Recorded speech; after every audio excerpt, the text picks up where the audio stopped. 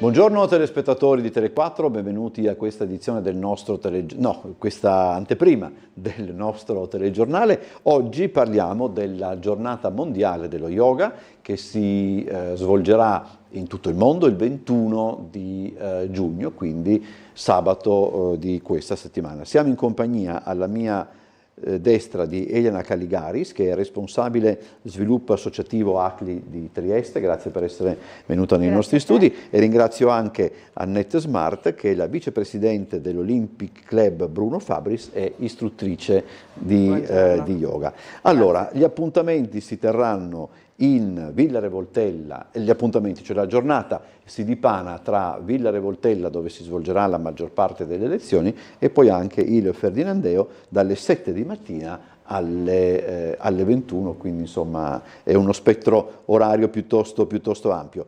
Caligaris, com'è nata l'idea anche della giornata mondiale dello yoga?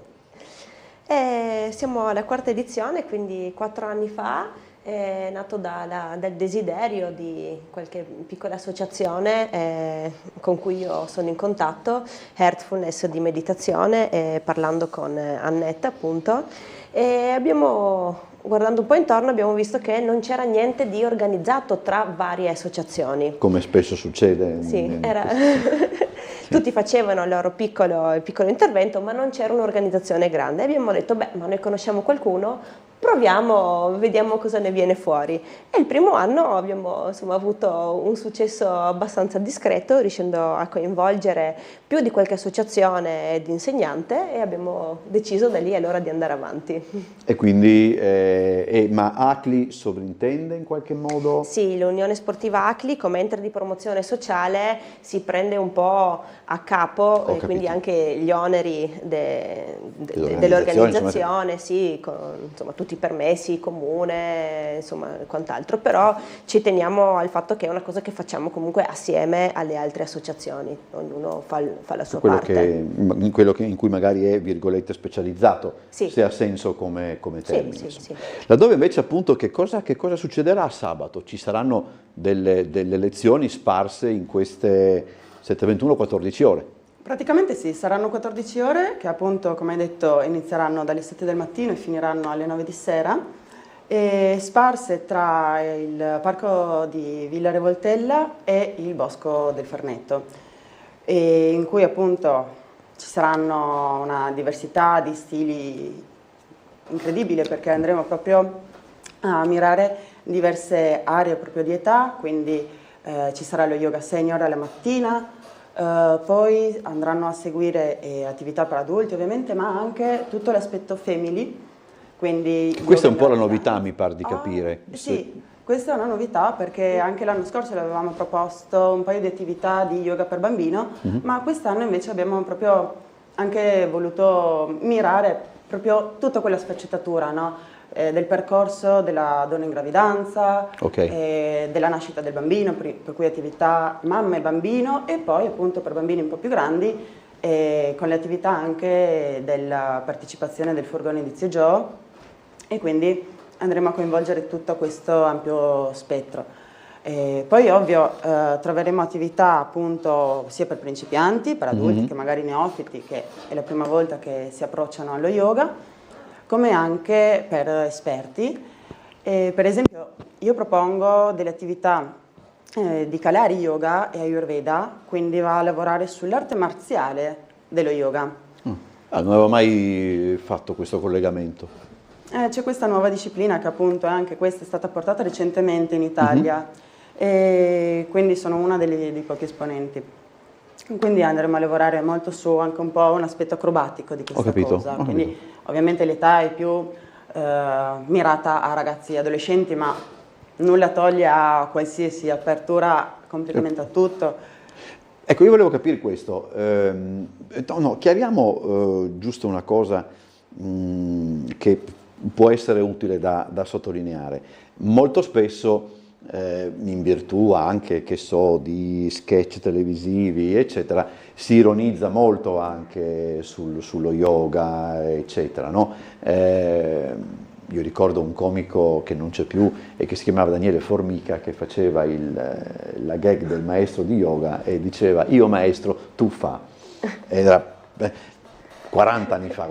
Ecco, diciamo, c'è un aspetto, come posso dire, quasi folcloristico, no? Che è quello appunto come si chiama, degli esercizi difficili, complicati, eccetera, che però non è quello il core business dello yoga, è tutto altro, insomma, no? Quindi partiamo un attimo proprio da questa riflessione. No, lo yoga, soprattutto in questo caso, saranno attività accessibili a tutti. Dopo, ovvio che magari uno nelle specifiche scuole può essere che ci sono le divisioni.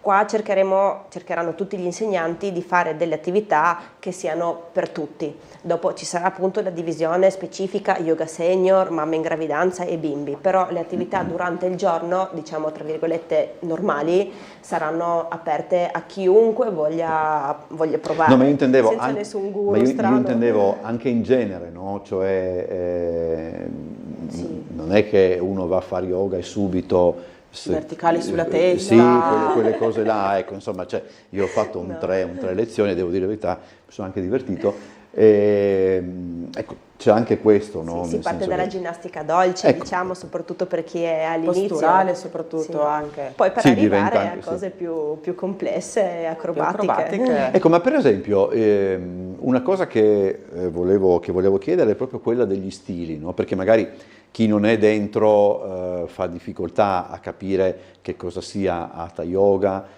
Vinyasa Yoga. Ecco, quelle cose là. E come posso dire, ogni stile incontra anche una certa età o non c'entra assolutamente niente?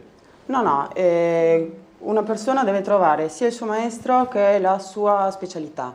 Può essere che magari un'attività più statica, introspettiva, di autoascolto come l'Hatha Yoga può essere più affine per alcuni soggetti. Magari per altri invece c'è più l'aspetto più dinamico del Vinyasa, quindi la ricerca del respiro e il movimento costante nell'azione, no? Del fare le diverse asana, la sequenza, insomma quello che viene proposto. Però non c'è un target di età. Sì, ognuno entra e si sceglie il suo stile. Lo yoga ha questa peculiarità, secondo me. Io entro e sono neofito, però lo yoga mi cattura in un certo qual modo ed è lo stesso yoga che mi accompagnerà sul mio sviluppo, perché poi anche dinamiche di vita, situazioni difficili più o meno, ed è normale poi anche cambiare lo stile, cambiare le azioni. E ci si adatta, lo yoga si adatta alla persona e la persona si adatta allo yoga. Cioè, e immagino che la giornata di sabato consentirà magari anche, che ne so, a qualcuno anche incuriosito, proprio anche di capire eventualmente quella che potrebbe essere la sua specialità, diciamo, o comunque comprendere questo va più per me, oppure è comunque necessario sempre cioè il neofita che arriva in una palestra, come fa per capire eventualmente qual è lo stile che gli si confà meglio? Provando più lezioni. Provando più lezioni. Può essere anche che a una persona piacciono più stili diversi. Io adesso nell'ultimo anno non sto praticando, però prima praticavo comunque stili diversi di yoga, perché magari ci sta sia a volte a seconda delle giornate o del tempo fare degli stili più meditativi, come a volte invece si ha voglia di un po' più carica, un po' di più potenza fisica e quindi fare qualcosa di più dinamico. È sempre il caso di farlo con dei maestri, con degli insegnanti, o ad un certo punto uno può prendere e anche far da solo? Adesso mi addentro in un territorio credo un po' complicato, magari con dei tutorial tipo YouTube eccetera, o è meglio, io immaginavo che qua... Un insegnante. È giustissimo che ci sia una persona fisica a stare dietro al praticante, perché lo yoga è magico. Una cosa fatta male va veramente anche a creare una disfunzione al corpo, però ciò non toglie che se lo pratico all'inizio e mi sperimento va tutto male, cioè anzi È giusto avere qualcuno che ti dia una base, che ti dia la sicurezza, sia su te stesso che sulla pratica. Poi sta a te comunque portartelo a casa, fare la tua pratica personale, dedicarci del tempo e scoprirsi. Questa è anche una cosa importante, no? Però ecco, i tutorial li metterei veramente in un cassetto per quanto...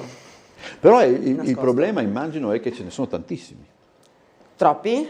E anche qua ormai lo yoga è diventato molto moderno e l'informazione sullo yoga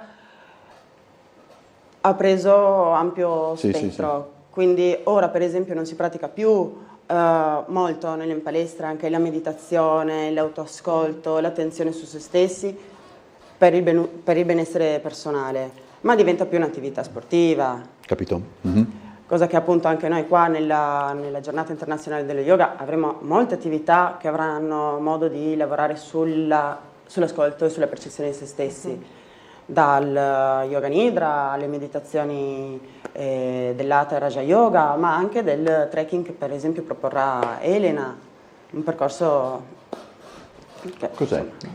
Proporrò una camminata meditativa, come okay. Ho capito giusto trekking allora. Non sarà proprio un trekking, comunque una camminata meditativa all'interno del parco di Villa Re Voltella, visto che abbiamo anche delle attività collaterali a quelle yoga in questa edizione di quest'anno. Se posso ringraziare, quest'anno abbiamo avuto un finanziamento da parte del Consiglio regionale del Friuli Venezia Giulia, quindi a fianco a tutte le attività yoga che verranno comunque tenute nei punti principali di interesse all'interno del parco culturale, ci saranno delle attività proprio di valutazione e rivalutazione del patrimonio storico e culturale del parco stesso e del barone. Infatti abbiamo dato un nome a questa manifestazione un po' giocoso, Yoga col barone, di quest'anno. Sì. Io proporrò personalmente questa camminata meditativa che sarà accompagnata dal suono di un flauto indiano, ma ci saranno anche delle visite guidate con una guida turistica e degli accompagnamenti musicali durante l'arco di tutta la giornata. Quindi, come sempre succede in questo tipo di manifestazioni, si parte da un argomento che poi dopo viene sviscerato in tutte le sue realtà, poi anche con con delle manifestazioni collaterali, perché ormai capita sempre così. Tra l'altro non abbiamo detto, è tutto gratuito. Assolutamente. Che questa è sempre già una cosa che a Trieste piace molto, ma anche a Bolzano, diciamo. Tutto gratuito, tutto libero accesso completamente, ci saranno poi un'area in cui si organizza... Sono anche delle piantine, no? Mi esatto, pare, delle piantine nel senso, non piantine perché verdi, diverse realtà anche faranno delle cose in concomitanza, per cui avremo aree diverse degli spazi del parco di Villa Re Voltella principalmente, e quindi ci sarà appunto una scaletta che ci porterà nella direzione che ci interessa. Quindi basta portare il tappetino. Cosa fondamentale è una borraccia d'acqua, perché con questo caldo... Sì, questo è anche... Ah sì, a proposito, già che ci siamo, che questo può sempre essere utile da ricordare, specialmente in questo periodo, ecco, per sabato.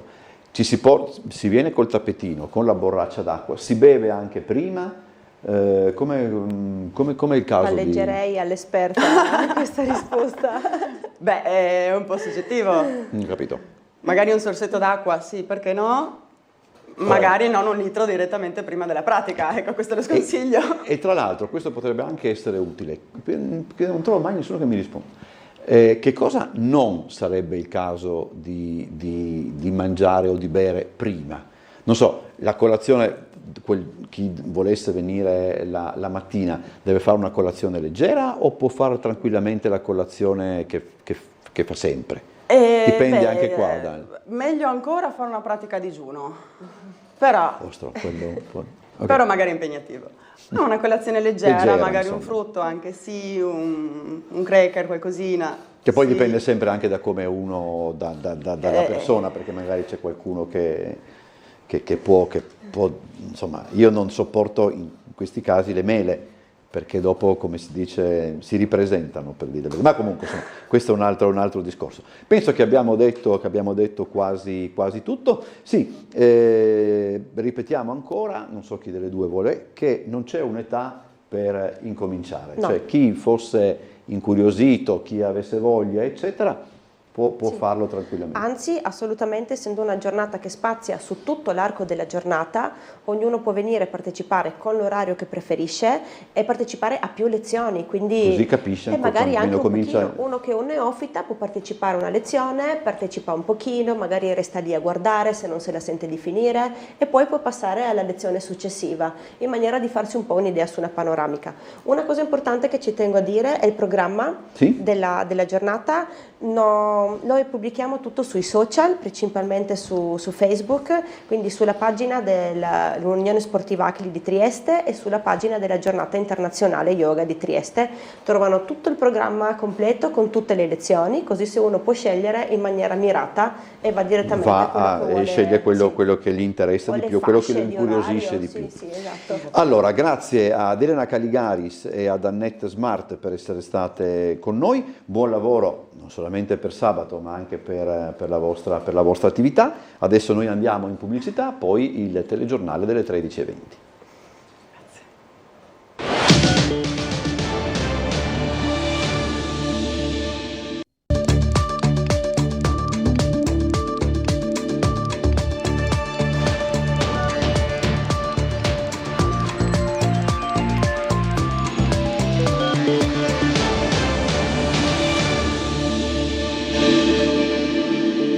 Telespettatori di Tele4, buongiorno, benvenuti a questa edizione del nostro telegiornale che si apre parlando ancora una volta di Cabinovia. La discussione non ferma le delibere urgenti che sono pronte all'approvazione. Variazione di bilancio, Tari, Acquamarina, ma non solo. L'amministrazione comunale ha trovato il modo per superare l'impasse. Ce lo ha detto l'assessore Bertoli. Abbiamo già allo studio una serie di alternative per sbloccare queste delibere e dare alla città di Trieste quello che sempre si merita: governo. L'amministrazione comunale ha trovato la soluzione per superare l'impasse e garantire il raggiungimento di determinati risultati. C'è una serie di delibere che rimarrebbe bloccata a causa dello stallo sulla discussione della variante della Cabinovia, dalla variazione di bilancio alla tassa sui rifiuti, ma non solo, novità anche sul fronte Acquamarina. Quindi la Cabinovia, l'iter si può stoppare proprio per avanzare con le delibere urgenti. Succede che ci sono una serie di delibere molto importanti che vanno dalla tassa rifiuti, che porta con la proposta che abbiamo, portano una riduzione, seppur piccola e lieve, per le famiglie. Abbiamo una variazione di bilancio da 36 milioni di euro da portare avanti per gli investimenti per la città. Abbiamo la delibera dell'acqua marina che è pronta per passare, ne ho citate solo alcune. Ecco, ci sono una serie di documenti molto importanti che l'opposizione, nella sua visione, soprattutto della terza di Russo, quella di bloccare tutto perché così si vincono le elezioni, pensa di prendere in ostaggio la maggioranza, ma soprattutto di prendere in ostaggio la città di Trieste, e non ci riusciranno. Infine, stando sul dato politico, l'assessore Bertoli sottolinea ancora una volta l'atteggiamento dell'opposizione, a suo dire irresponsabile. No, non è cambiato assolutamente niente, nel senso che lentamente le opposizioni vengono esaminate e votate, così come vuole il regolamento. Non è cambiato assolutamente nulla nell'atteggiamento di una opposizione assolutamente irresponsabile, perché parlare per ore e ore e ore, per 30-40 ore, ripetendo gli stessi interventi e gli stessi concetti, non è sintomo di intelligenza, ma semplicemente di una opposizione che vuole bloccare con la sua arroganza la città. A livello nazionale abbiamo visto il PD appiattito, PD e Elish Line appiattito su 5 Stelle e Conte, e i risultati si sono visti. A Trieste, ed è strano davvero, il Partito Democratico è appiattito sugli ordini, sulle posizioni del comandante La Terza. Colpo da 50.000 euro nell'ennesima truffa ai danni di un'anziana. È successo ieri mattina a Muggia. Sull'episodio indaga la Polizia di Stato. Un'altra maxi truffa ai danni di un'anziana. Questa volta il bottino è più che eccellente, 50.000 euro in gioielli d'oro. Non si placa il fenomeno che vede la provincia di Trieste nel mirino di bande di criminali che provengono da fuori regione, come già evidenziato dall'operazione dell'Arma dei Carabinieri denominata Fumo del Vesuvio. In questo caso a seguire le indagini è la Polizia di Stato, precisamente il commissariato di Muggia. L'episodio è avvenuto ieri mattina nella località Fontanelle. Sulle indagini vige il massimo riservo, ma secondo quanto appreso, un giovane di 30 anni vestito con maglietta bianca e pantaloni scuri si è presentato a casa della vittima designata per riscuotere quanto pattuito. L'uomo infatti, con la complicità di un centralinista, ha aggirato l'anziana con la scusa del falso incidente di un familiare. Per levarlo dai guai sarebbe stato necessario pagare una grossa somma di denaro che poi il trentenne sarebbe passato a riscuotere. E così è stato. Sul posto sono arrivate le volanti della Polizia di Stato, ma il truffatore aveva già fatto perdere le proprie tracce. Alle ore 22:30 di ieri i vigili del fuoco del comando di Trieste sono intervenuti con una squadra supportata dal personale del nucleo provinciale biologico chimico radiologico all'esterno del Varco 4 al punto franco nuovo di Trieste per la messa in sicurezza del serbatoio del carburante di un auto articolato danneggiatosi causa una manovra errata. All'arrivo sul posto dei vigili del fuoco una parte del carburante gasolio contenuto nel serbatoio del mezzo era già fuoriuscito sversandosi sul piano stradale. I vigili del fuoco hanno tamponato la perdita, smontato il serbatoio e utilizzato una delle speciali pompe in dotazione al nucleo per travasare in un contenitore idoneo il carburante, qualche centinaio di litri, ancora contenuto nel serbatoio danneggiato. Le operazioni dei vigili del fuoco si sono concluse alle 2:30 della mattina. Sul posto, per quanto di competenza, la Polmare, la Guardia di Finanza, personale dell'autorità di sistema portuale del Mar Adriatico orientale, quindi dell'autorità portuale, insomma. Questo è quanto. Adesso passiamo alla sanità. Condividere un progetto per favorire la domiciliazione dei pazienti affetti da demenza è lo scopo di un avviso di partecipazione rivolto al terzo settore pubblicato in questi giorni da Asugi. Asugi, nell'ambito di una serie di programmi per far fronte ai problemi collegati alla gestione delle demenze, ha pubblicato un avviso destinato a quegli enti del terzo settore che desiderano essere inseriti in un elenco di soggetti riconosciuti per prendere parte alla coprogettazione di attività sperimentali di domiciliarità comunitaria a favore di persone non autosufficienti con diagnosi di demenza associata a disturbi comportamentali da assistere a domicilio, ma anche a favore di familiari e caregiver. L'avviso scadrà il 17 luglio. Entro questa data tutti gli enti del terzo settore che hanno titolo per manifestarsi devono chiedere, formalizzare la loro candidatura attraverso il form, il modello scaricabile dal sito aziendale e chiedere di partecipare e quindi di essere preautorizzati in qualche maniera al tavolo di coprogettazione. Una volta accreditati, i soggetti potranno definire ed eventualmente realizzare una serie di interventi per valorizzare la possibilità per una persona affetta da quelle patologie di rimanere al proprio domicilio, per favorire la personalizzazione e la presa in carico, per valorizzare il ruolo dei familiari nel momento in cui diventano caregiver e integrare il loro rapporto e quello di assistenti e badanti nei processi di presa in carico, per rafforzare il tessuto di solidarietà fra enti del terzo settore in quest'ambito, per estendere lo strumento del budget di salute. Il tutto attraverso un sistema integrato di interventi domiciliari sociosanitari professionali sia di prossimità, sia sulla persona, sia nell'ambiente in cui la persona vive. Fondamentale all'interno di tutto ciò è la Regione Friuli Venezia Giulia. Ha introdotto già 3 anni fa questa sperimentazione di un modello di riconversione della cosiddetta retta sanitaria residenziale. C'è un'altra realtà che gioca un ruolo importante ed è il Comune di Trieste. Concorre alla progettualità e a finanziare attraverso il Fondo dell'Autonomia Possibile, la quota del Fondo per l'Autonomia Possibile, una parte, la componente sociale del progetto assistenziale. Quindi ogni progetto assistenziale che verrà affidato alla gestione insieme all'azienda sanitaria a favore della persona avrà una compartecipazione di quota sanitaria nella misura di 1.000 euro e una quota FAP che viene determinata in misura delle regole di accesso al Fondo Autonomia Possibile del cittadino. Importante, il cittadino dovrà compartecipare anch'esso nella misura non inferiore al 10%. Ora il collegamento con la sala operativa della Polizia Locale, c'è in linea per noi l'ispettore Schillani, al quale chiedo se avete contezza di questo grande ingorgo che si è verificato questa mattina lungo l'ultimo tratto, credo, della superstrada, se era un incidente o qualche cosa, perché noi brancoliamo ancora nel buio. Buongiorno ispettore. Sì, buongiorno a lei, salve a tutti gli spettatori. Sì, è stato un incidente a causare questo intasamento, una mattinata molto intensa, traffico molto intenso in città, e alcuni incidenti che sono avvenuti in città hanno causato delle ripercussioni con il traffico. Il primo alle 10:45 Piazza del Mazzi ha coinvolto un articolato, naturalmente si è avuto ripercussioni lungo tutta la via Carducci. Situazione risolta, però ha avuto delle ripercussioni.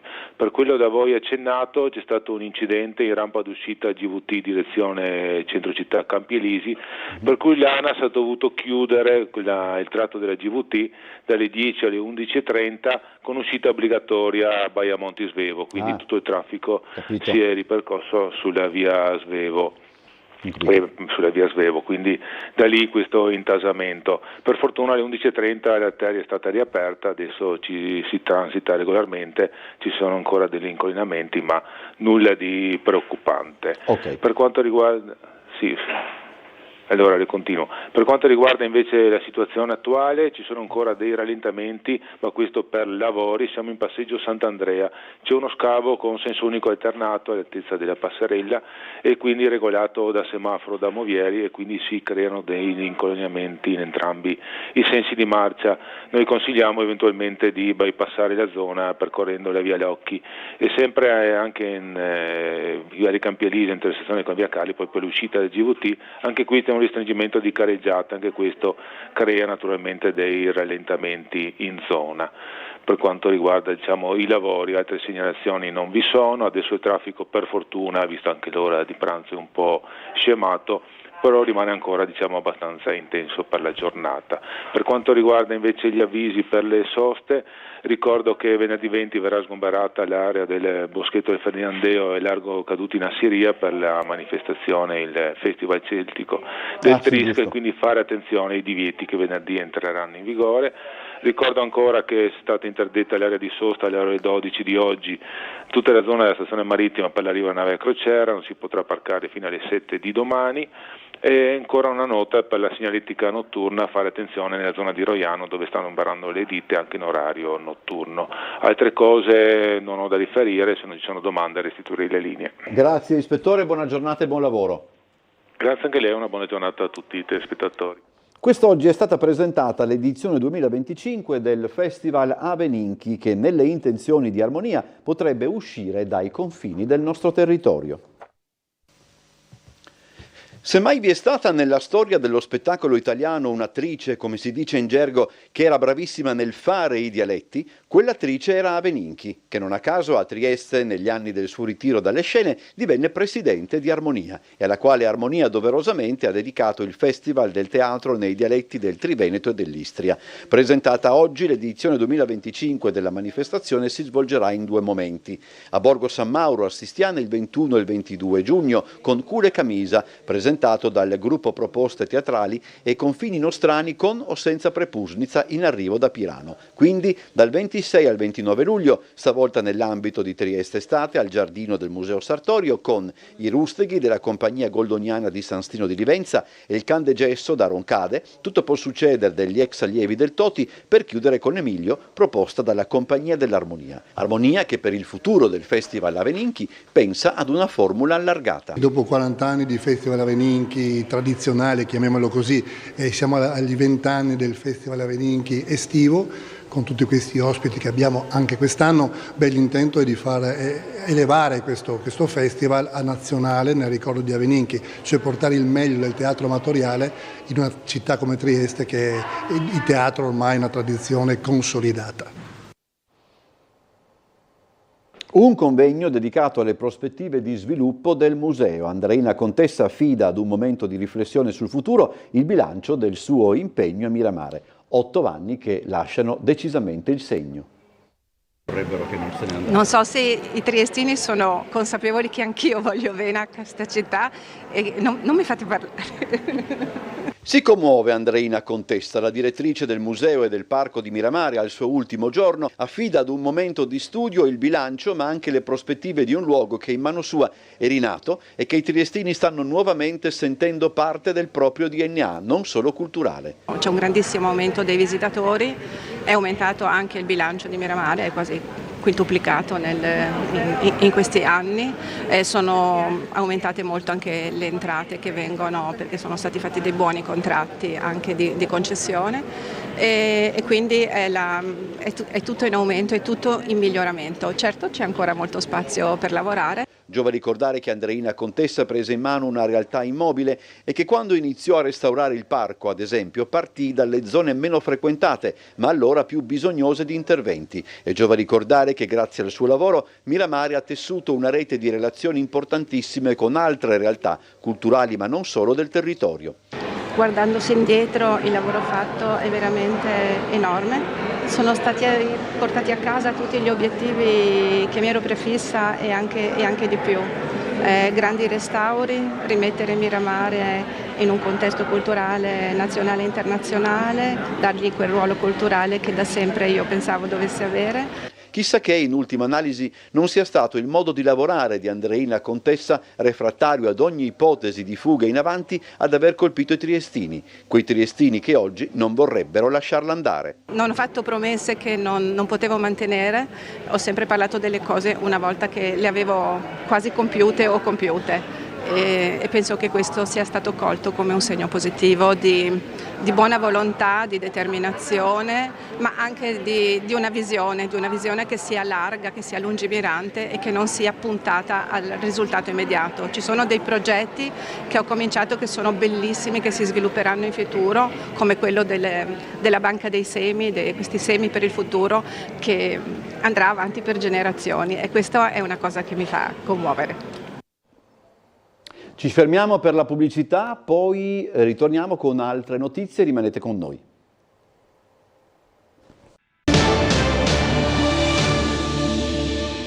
Rientriamo in studio. L'Assemblea degli azionisti di Friulia ha approvato il bilancio 2024 che mostra risultati in crescita sul fronte del capitale investito e conferma l'impegno della finanziaria regionale per lo sviluppo di progetti sostenibili.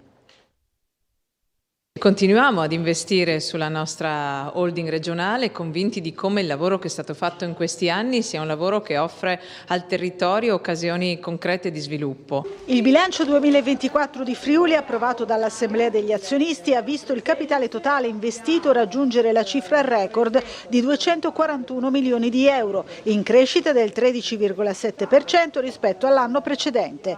Il dato è di particolare rilievo se si pensa che tali misure sostengono oggi 85 imprese partecipate che realizzano un fatturato pari a circa 3 miliardi 300 milioni, impiegando oltre 11.800 dipendenti in Friuli Venezia Giulia. Nell'arco dei 12 mesi dell'esercizio Friuli ha poi investito complessivamente 51,1 milioni di euro nell'ambito di 17 interventi realizzati, in linea con l'ultima sessione di bilancio. Anche quest'anno abbiamo un record, abbiamo investito più di 50 milioni sul territorio, di cui almeno 12 in mini bond, che si conferma uno strumento importante per la finanza delle nostre piccole e medie aziende. Sul fronte dei risultati finanziari, il 2024 ha consolidato la rilevante crescita dell'utile a 11,2 milioni di euro.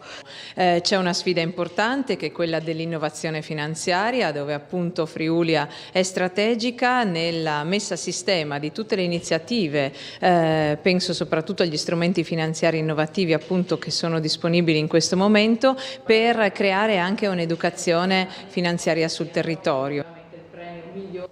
Vi è una forte preoccupazione da parte del Partito Democratico per l'impatto sulla viabilità ordinaria del terminal portuale ungherese in costruzione all'ex Aquila. Il Circolo di Muggia ha inviato una lettera in cui chiede chiarimenti in materia all'autorità portuale, al COSELAC e al Comune di Muggia.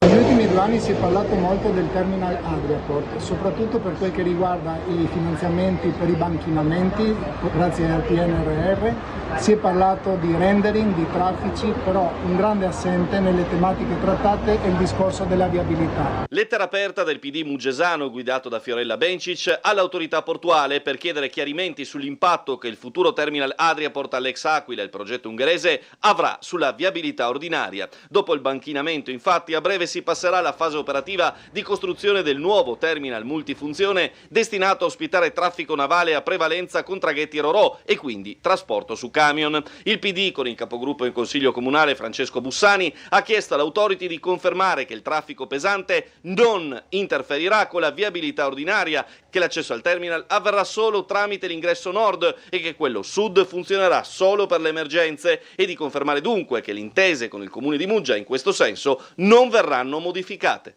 Come circolo del Partito Democratico di Muggia abbiamo deciso di mandare una lettera all'autorità portuale, al COSILAL e al Comune di Muggia per chiedere il rispetto di quegli accordi del 2009 che prevedono specificamente il fatto che il traffico in uscita da e per il terminal Adriaport non debba interessare la viabilità attuale, quindi via Flavia. E due, che l'ingresso sia soltanto quello a nord, mentre quello a sud, quindi verso la Valle delle Noghere, sia destinato soltanto a situazioni di emergenza. Inoltre chiediamo anche conferma che non c'è alcuna volontà da parte degli attori coinvolti di modificare gli accordi del 2009.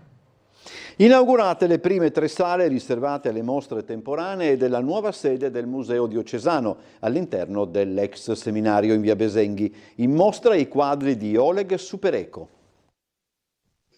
Beh, anzitutto è la gioia perché questi spazi che sono stati predisposti nel tempo riusciamo finalmente a renderli usufruibili per la città con una mostra che consideriamo che sia bella. Il Museo Diocesano di Trieste raddoppia gli spazi e apre le prime sale nella sede di via Besenghi all'ex seminario. Per il battesimo è stato scelto l'artista russo Oleg Supereco, autore del ciclo pittorico che decora la cappella della sede di Cavana. Abbiamo l'inaugurazione e presentazione di una mostra monografica retrospettiva dell'arte sacra di Oleg Supereco, una retrospettiva di circa 30 anni di pittura, per cui diversi grandi dipinti che sicuramente sorprenderanno i visitatori della mostra stessa. È il piacere soprattutto di mostrare alla cittadinanza e alla Chiesa tutta l'apertura di questo spazio di incontro e di condivisione culturale e artistica che vivrà in questi luoghi. Il suo significato è quello che c'è questo mistero dell'incarnazione, dell'umano e del divino che si intrecciano. È il mistero del Signore Gesù, che è il Dio che si fa uomo, e dentro anche la sua vicenda che va dall'incarnazione fino al mistero della passione e della risurrezione, per cui siamo un po' al centro. Ed è bello qui in questo polo culturale che vogliamo rilanciare. Questa è una delle tappe importanti, ce ne saranno anche altre. Prossimo passaggio, l'apertura di altre 3 sale dedicate agli allestimenti permanenti, dove saranno messe a disposizione dei visitatori anche molte opere che si trovano nelle sagrestie o nei magazzini e non sono valorizzate come meriterebbero. È un po' un rito quello che si ripete anche per noi il giorno della prima prova scritta dell'esame di maturità, quello di attendere all'uscita degli istituti scolastici i ragazzi per chiedere loro qual è stato il tema che hanno scelto. Laura Bucarella lo ha fatto, credo sia andata al liceo Oberdan, se non mi sbaglio, qui vicino a noi, e i temi più gettonati fra quelli usciti sono quelli su Borsellino e sulla parola rispetto. Vediamo quello che ci ha portato la nostra Laura Bucarella, che è appena rientrata. Prima prova, quella di italiano per i 1465 studenti impegnati con l'esame di maturità qui a Trieste. Siamo andati a sentire quali delle 7 tracce proposte dal Ministero sono state scelte. Ma bene, in realtà pensavo tracce più difficili, ma erano comunque accettabili, ecco, con dei testi abbastanza lunghi da poter, diciamo, orientarci un po' per fare il tema completo. Che cosa hai scelto? Ho scelto la traccia B2, che riguardava il rispetto ed era un testo di Riccardo Maccioni. C'era anche uno sui social ma mi sembrava troppo banale per farlo e allora ho scelto quello sul rispetto. Ecco. Era indeciso tra la prima, che parlava di una poesia di Pasolini, sì, molto bella e molto attuale anche, e con il tema C1 che era di Borsellino, che alla fine ho scelto perché anche quello è molto attuale e va a riprendere un po' anche tutto il percorso di studi che abbiamo fatto, perché abbiamo fatto moltissimi incontri con per esempio la scorta Falcone. La C, che era un tema sulla mafia. E quella su Borsellino, insomma. Cosa ti ha interessato in particolare di questa traccia? Sinceramente mi sembrava la più semplice, quindi per questo ho scelto quella. Ho scelto anch'io la C1, che era quella sulla mafia di Paolo Borsellino, e appunto perché mi sembrava la traccia più fattibile, anche perché siamo andati in teatro a vedere lo spettacolo ed era quella che mi ispirava di più.